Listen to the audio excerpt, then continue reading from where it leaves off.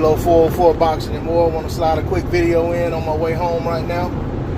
I want to make a video about what I want to talk about on this video is some of the complaints coming from over on the AJ protection side of things. But before I get into that, I just want to say thank you to the repeat viewers. Thank you to my subscribers. If you're new to the channel, I ask that you please subscribe. And if you're liking the content, please like, share, comment, and once again, subscribe to the channel.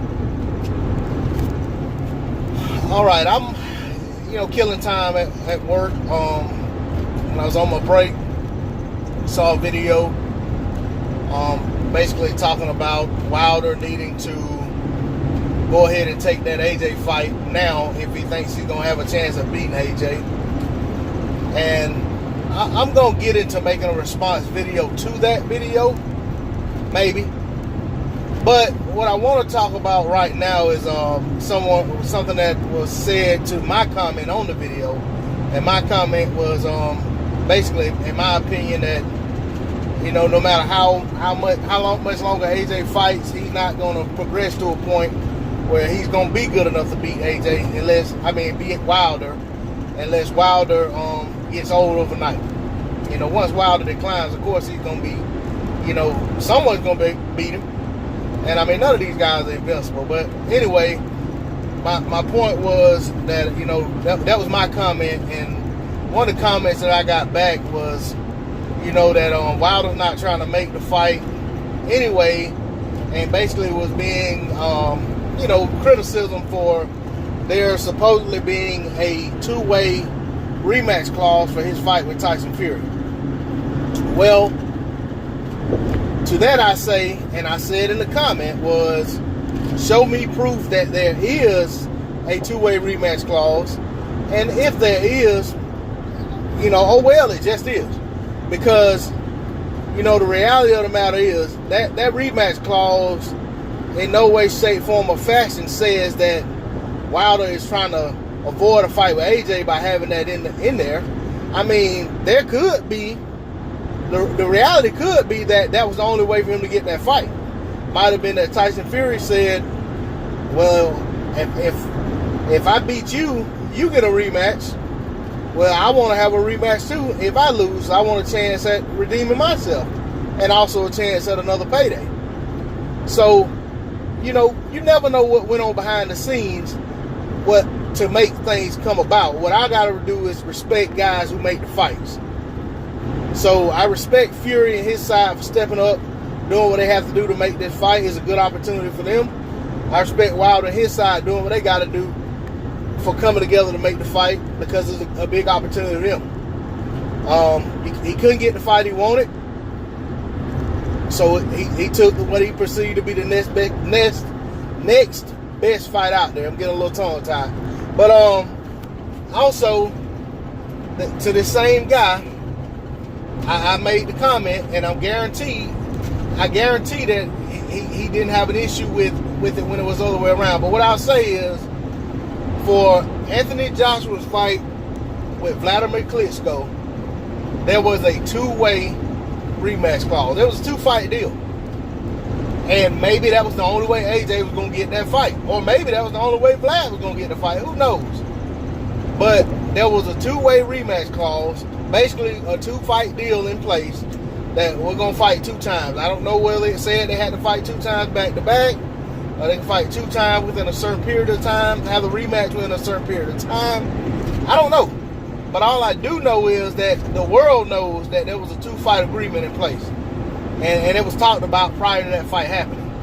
I've yet to hear Team Wilder or Team Fury come out and say that this is a two-fight arrangement. And if it is, it just is. You know what I'm saying? Nobody on Wilder's side told Eddie Hearn to go ahead and book Wembley for April for a fight with Wilder. What they did say was they would go ahead and take that pathetic flat fee offer for a fight in September at Wembley or wherever we're trying to make the fight at, which was supposed to be in Wembley. And what happened was they decided to fight Povetkin and they blamed it on the sanctioning body. But, I mean, I, for one, don't believe that, and I know a lot of other people don't believe that either. And, you know, because if the sanctioning body knew that they were that close to making them fight, all Eddie Hearn should have, in my opinion, had to do was go back to them and say, hey, we're very close to making the fight. Wilder has agreed in principle. We're just ironing out these details. Give us another week. Not give us 24 hours. You know, so in my opinion, and I've always felt this, and I said this in the comment section of other people's videos at the time it happened, that I felt like the WBA was their last line of defense, and it was a fail-safe put in place just in case Wilder took that pitiful offer. And once Wilder called their bluff and took that offer, they had to get the WBA to bail them out of it so they didn't have to fight Wilder. They could go ahead and fight Povetkin and get a softer touch in to be able to go ahead and keep that train rolling. Keep getting them big paydays for fighting everybody but Deontay Wilder. And that's the way I felt about it. So, but to get back to my original topic, I don't think Wilder's ducking Deontay Wilder. Wilder's ducking Anthony Joshua whatsoever. He's been the one pushing for the fight. Their offer to Joshua said they wanted to fight. Every offer that's been given to Deontay Wilder says they don't want to fight. So, as far as the rematch clause, if they have a rematch clause in place for a 2-fight deal, then hey, that's good for them. If they can make it worthwhile, that's great.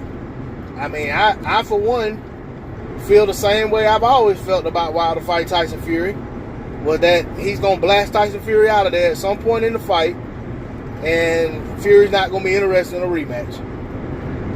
But, you know, stranger things will happen. This is boxing. So if there's a 2-fight deal in place and it works for them, then oh well. I think Wilder went out of his way, doing everything he could to make that Joshua fight, caved to their demands on the terms as far as the pay, when he was saying that he had to get a split or that they had to agree to whatever they give him, they would agree to it in a rematch, and they never done that. So, hey, I don't blame him for moving on. And if the fight never happens, I know what's the hold up from keeping the fight to happen. That side was the side of Anthony Joshua. That blame falls squarely on their shoulders for that fight not being made. So whatever Wilder has going on his side is his business. Until they're ready to make a reasonable offer that has a reasonable percentage split, then there's no point in them even worrying about what Wilder has going on. Go ahead and fight your Dillian Whites of the world, like Eddie Hearn leaked out during that interview with the Boxing Voice a little while ago. And, you know, be happy. Don't worry about what Wilder has going on. You know, just remember that when you guys said Wilder will fight Dominic Breazeale, and y'all said this 2 times. He fought Luis Ortiz, and then once again y'all said he was gonna fight Dominic Breazeale, and now he's fighting Tyson Fury. But you know what? Eventually y'all will be right. He will have to fight Dominic Breazeale or whoever else is in that mandatory position that Dominic Breazeale is in. Because if Breazeale doesn't want to just sit around and keep waiting to fight, he should be fighting somebody. And, you know, if he gets beat, somebody else will have that mandatory position. But I'm just going to end it on this and just say that, hey, you AJ fans, if that's your guy, y'all going to ride with him no matter what, y'all going to absolve him of any responsibility in this fight not being made, just keep riding with him and keep worrying about what he has going on over there. And let Wilder and his team worry about what he has going on over there. Because, I mean, I'm not going to hide it. I'm Team Wilder all the way when it comes to this thing. You know, I feel like Wilder and his people went out their way trying to make the fight. That's what I'm riding with. And if the fight happens, my money will be on Wilder 100%. You know, so say what you want to say about me. Call me biased. Call me a casual. Call me what you want to call me. But at the end of the day, you can't call me broke. And you can't call me unknowledgeable about boxing. I know my boxing. I'm out of here.